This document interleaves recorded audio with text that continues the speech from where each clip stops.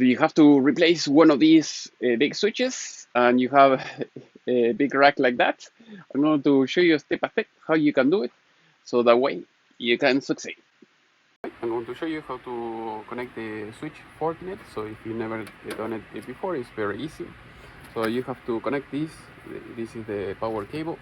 Goes in the back. I'm going to move this on the side so that way you can see it.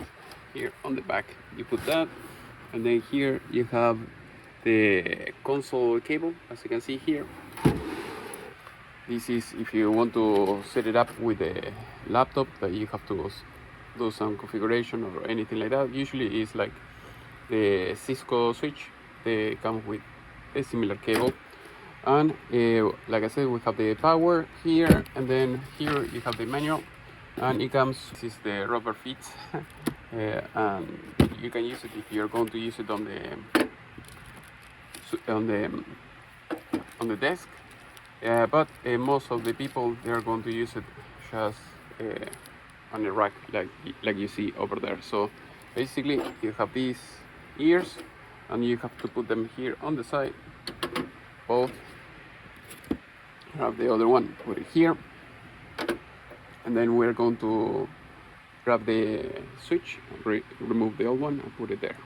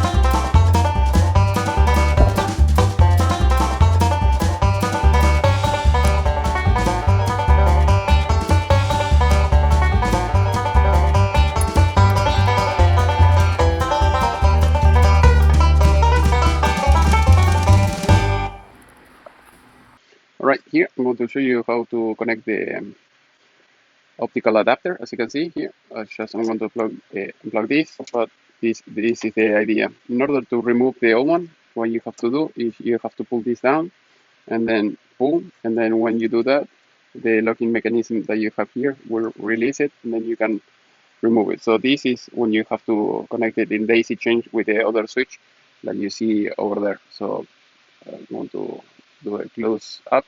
So basically, when you have a lot of switch like you see there, that is when you use this. So from one switch, jump to the other and to the other. So that way you can have data everywhere.